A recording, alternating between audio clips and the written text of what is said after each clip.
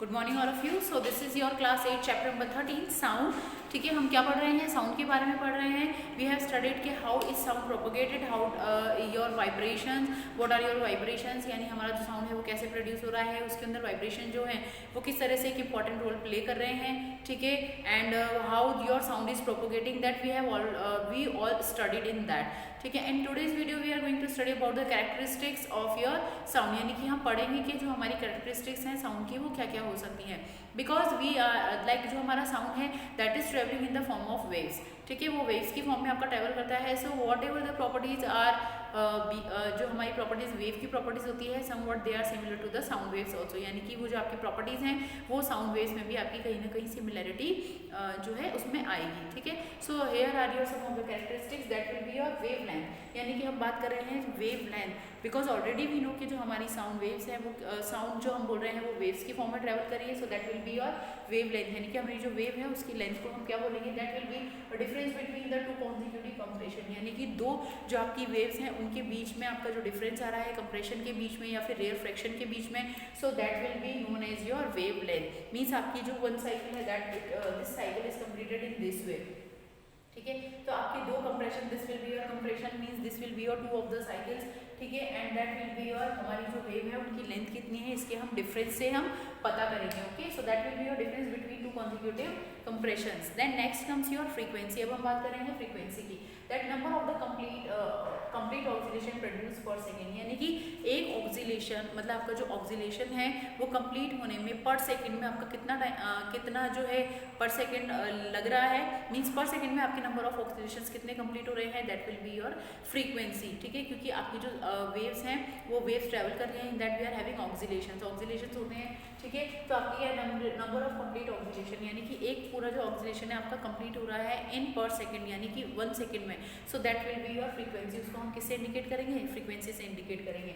And next we are having a time period. Time period क्या है आपका? जब आपकी जो साइकिल है यानी कि आपकी जो वेव की साइकिल है, suppose this is your one of the wave. ठीक है, तो ये आपकी जो वेव है इसको कंप्लीट होने में कितना time period, how much time it is taking to complete one of the cycle, यानी कि आपकी पूरी जहाँ से वेव आपकी स्टार्ट हो रही है and it is finishing up to the starting of the next of the wave, next of the cycle.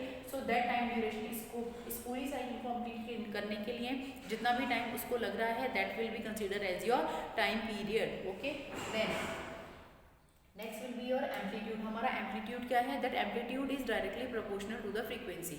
ठीक है, हम क्या बोल रहे हैं? Sorry, not directly proportional. हमारा जो एम्पलीट्यूड होता है, ठीक है, एम्पलीट्यूड विल बी आपकी जो वेव है so up to the height, यानी इसकी जो हाइट है ये आपको हम बोलेंगे कि इसका एम्पलीट्यूड कितना है। आपकी जो साउंड्स हैं वो आपके ट्रेवल करती है वेव्स की फॉर्म में। ठीक है, जब आपकी वेव्स निकलती हैं तो आपकी जो है इसकी हाइट कितनी हो सकती है, इसका एम्पलीट्यूड कितना हो सकता है, यानी कि वो कितना लंबा ट्रेवल करेंगी।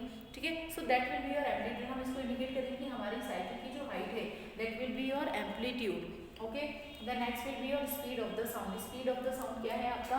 ये डिपेंड कर रहा है आपका जो मीडियम है वो आपका मीडियम कैसा है। ठीक है, medium if it is your air medium और that will be your dense medium. आपका जो है डेंस मीडियम है या फिर आपका जो है आपका जो है एक रेयर मीडियम है, एयर मीडियम है। ठीक है, so that will be your speed of the sound. उस पर डिपेंड करेगी कि आपका जो साउंड है वो कितना जो है उसकी स्पीड हो सकती है।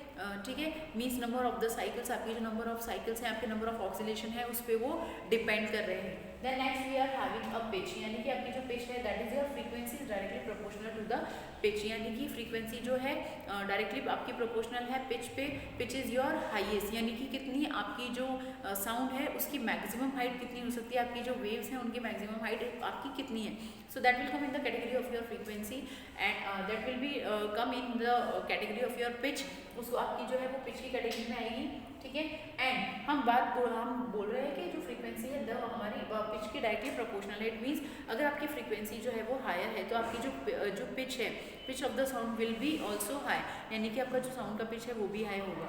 ठीक है, इसको हम एरो से इंडिकेट करते हैं, आपका पिच भी हाई होगा। लेकिन अगर आपकी फ्रीक्वेंसी लो है, क्योंकि हम बोल रहे हैं डायरेक्टली प्रोपोर्शनल, इसका मतलब ये होता है कि जब एक फैक्टर में आपका इंक्रीज होता है या हाई होता है तो आपका जो अदर फैक्टर्स हैं वो भी सेम ही तरह से रिएक्ट होते हैं, वो भी इंक्रीज होते हैं। अगर आपका फ्रीक्वेंसी इंक्रीज है देन पिच भी इंक्रीज होगा, देन अगर आपका फ्रीक्वेंसी डिक्रीज है देन आपका पिच भी डिक्रीज होगा।